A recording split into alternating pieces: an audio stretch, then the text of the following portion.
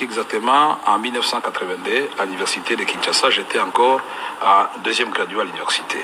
Nous avons œuvré dans le cadre de la jeunesse de l'université de Kinshasa, pas d'Impair, des jeunes qui, quand les intérêts de la République étaient mis en jeu et que la gestion du pays manifestement chaotique descendait avec des bus qui n'attendaient pas de mot d'ordre.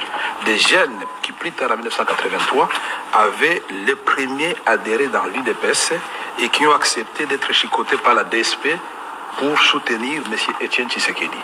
Des jeunes qui, les premiers, ont mis leurs pieds dans les salons de M. Etienne Tshisekedi et ce dernier ne peut pas, c'est de dire, nous les démentir. Mais c'est un aspect que nous voulons révéler maintenant pour que les gens puissent nous situer exactement. On n'a pas commencé aujourd'hui. Les jeunes, et à ce moment-là, je suis en deuxième licence en économie en 86-87. À côté des amis comme Jean-Lycée Boussa, Bavon Sampoutou, ils sont très nombreux, les Vaporiki et les autres, Big Master. Poussé quand même également par le Mobutu qui était derrière. Non, au contraire. On a organisé, c'est ce que je voulais dire, ces jours-là, par le conseil spécial du maréchal Mobutu, avait organisé, si la colline inspirait, la crise, les causes de la crise de l'économie zaïroise. Et on avait demandé aux étudiants de deuxième licence économie et à tous nos professeurs de participer à ces colloques.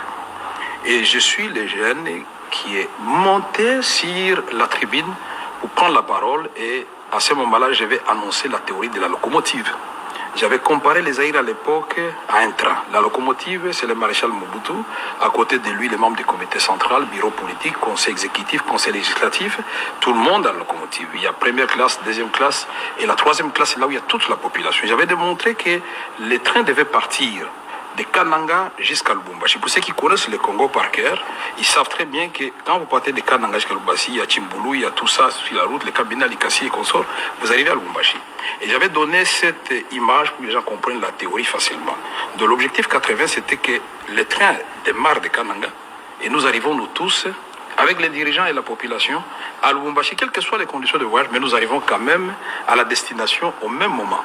Mais voilà que quand le train démarre, la troisième classe est abandonnée à Chimbulu, et plus loin, quand il avance, la deuxième classe reste à Kamina, et la première classe reste un peu à Likasi, et c'est seulement la locomotive, celle qui arrive à Lubumbashi. Et finalement, le maréchal qui demande, mais où sont les autres? Il se rend compte qu'ils sont arrivés seuls. Là, c'est trop tard. Et j'ai dit, il ne s'agit pas de réparer la locomotive, il faut la changer. Je l'avais fait. Et le lendemain, le maréchal Mobutu avait invité tous les finalistes de l'économie à sceller. C'est le fait. Oncle de Jean-Lycée